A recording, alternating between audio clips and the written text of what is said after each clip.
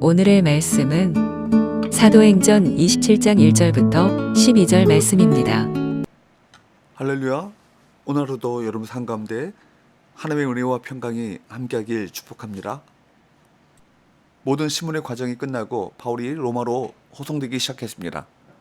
바울은 예루살렘에서 체포된 이후 2년 동안 감옥에 갇혀 있었는데 마침내 하나님의 정하신 때가 되자 로마로 호송되는 것입니다. 일찍 우리가 배를 타고 이탈리아로 가기로 작정되며 바울과 다른 죄수 및 사람을 아우소대의 백부장 율리오라는 사람에게 맡기니 1인칭 복수 우리가 다시 주어로 등장한다는 것은 저자 누가가 이때부터 바울을 비롯한 다른 사람들과 동행했다는 간접적인 증거입니다. 바울은 이탈리아로, 그러니까 로마로 갈 것이 결정되었습니다. 이렇게 바울과 다른 죄수들을 로마로 보내도록 결정 내린 것은 물론 사람들이 한 일입니다.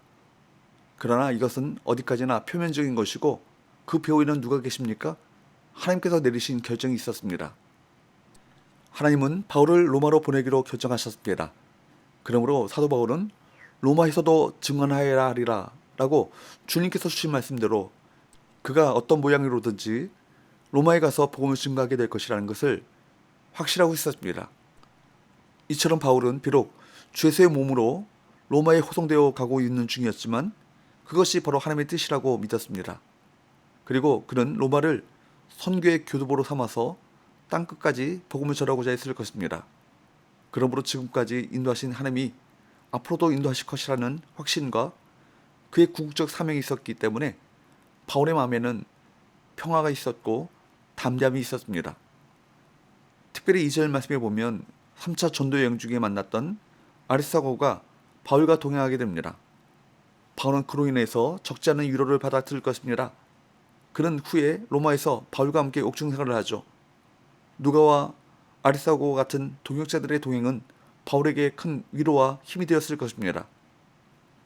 하나님께서는 바울 곁에 사람들을 붙여주심으로 복음 전도 사역을 잘 감당할 수 있도록 도우셨습니다. 하나님은 우리가 힘든 일을 갈 때 동역자들을 보내십니다.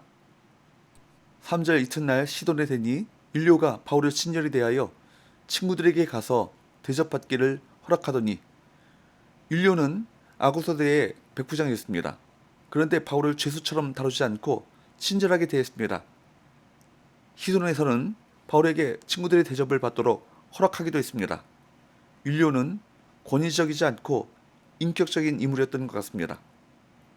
하나님은 성품이 좋은 백부장을 호송 책임자로 세우셔서 바울을 위로하신 것입니다. 4절을 보면 바울을 태운 배는 시돈을 따라 바람을 거슬러 항해하느라 어려움을 겪었습니다. 그래서 구부로 해안선을 따라 항해에만 했습니다. 5절에 보면 배는 루기아의 무라시에 도착합니다.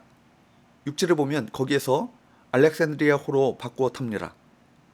그런데 7절, 8절 말씀에 보면 거센 북풍으로 인해서 배가 서남 쪽으로 밀려가 그레데 섬의 미항에 간신히 정박하게 되었습니다. 복음을 위한 여정이 항상 순조로운 것만은 아닙니다. 이제까지 바울의 전도 여행이 그랬고 로마로 향하는 여정도 마찬가지였습니다. 하지만 사람의 눈으로 볼 때 순조롭지 않을 뿐 하나님의 계획과 섭리 속에서는 순조로웠습니다. 그들은 8절 말씀처럼 간신히 미항에 도착한 것이 아니라 제대로 도착한 것입니다. 우리 인생에는 때로 역풍도 있습니다. 역풍도 하나님의 인도하시는 것입니다. 9절 여러 날이 걸려 금식하는 절기가 이미 지났으므로 항해하기가 위태한지라 바울이 그들을 권하여 미항에서 며칠을 보내는 동안 금식하는 절기가 지나 항해가 위태롭게 되었습니다. 이 절기는 이스라엘의 대석죄일을 말합니다. 이 절기는 음력으로 계산하기 때문에 매년 날이 바뀌지만 양력으로 환산하면 대략 9월 말에서 10월 초가 됩니다. 한 고대 문헌에 따르면 9월 15일부터는 항해가 위험하고 11월 11일부터는 불가능했다라고 기록하고 있습니다. 누가는 항해하기가 위태한지라 라고 서술합니다. 실제로 이 기간에 바울을 태운 배가 지나는 해역은 심한 바람으로 항해하기가 참 위험한 곳입니다. 그래서 바울은 사람들에게 경고했죠. 10절 말하되 여러분이요 내가 보니 이번 항해가 하물과 배만 아니라 우리 생명에도 타격과 많은 손해를 끼치리라 하되, 이것은 단순한 예상이 아니었습니다. 항해를 계속한다면 이런 큰 해를 입을 테니 미항에서 겨울을 나고 봄에 항해를 재개하자는 제안입니다. 그래서 새 번역은 지금 항해를 하다가는 이라고 번역했습니다. 바울은 여러 차례 지중해 일대를 여행했고 난파 경험도 여러 번 있었기 때문에 위험을 감지하고 경고했던 것입니다. 그는 로마로 가는 것도 중요했지만 사람들의 안전이 더 중요했습니다. 그들도 복음을 들어야 할 영혼들이기 때문입니다. 우리 스쳐가는 수많은 사람 속에 내가 관심을 베풀고 복음을 전해야 할 영혼이 있음을 잊지 마십시오. 그러나 백부장 율리오는 어떤 결정을 내립니까? 11절, 백부장이 선장과 선주의 말을 바울의 말보다 더 믿더라. 백부장은 선장과 선주의 말을 더 믿고 잘못된 결정을 내립니다. 바울의 조언보다 뱃사람들의 판단, 즉 전문가들의 의견을 따르는 것이 당연해 보입니다. 그러나 그는 선장과 선주가 사업적 이익 때문에 무리한 항해를 시도할 수 있음을 간과했습니다. 선장과 선주 그리고 백부장의 판단은 인간이 한 치 앞도 볼 수 없는 연약한 존재라는 사실을 적나라하게 보여주고 있습니다. 아무리 전문적인 지식과 경험을 가지고 있다 할지라도 인간은 앞날을 예측하지 못합니다. 그래서 우리는 전능하신 하나님을 믿고 의지해야 할 것입니다. 로마로 가는 항해에 어려움과 위험이 많았지만 바울의 발걸음을 막지는 못했습니다. 3회의 길에는 어려움과 위험이 따르죠.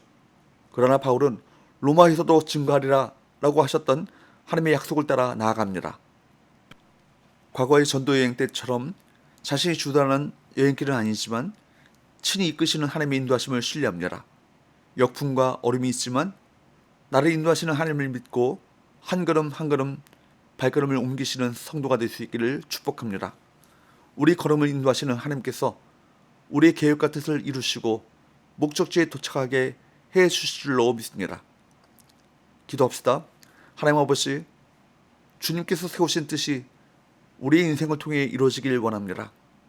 내 뜻대로 이루어지지 않아도 주님께서 인도하시는 길은 정확하다는 사실을 기억하게 하여 주옵소서. 그리고 나쁜 상황까지도 그 상황을 통해 주님께서는 주님의 비전을 이루어가신 줄을 기억하게 하셔서 끝까지 주님을 신뢰하며 순종의 발걸음을 떼게 하여 주옵소서. 예수님의 이름으로 기도하옵나이다. 아멘.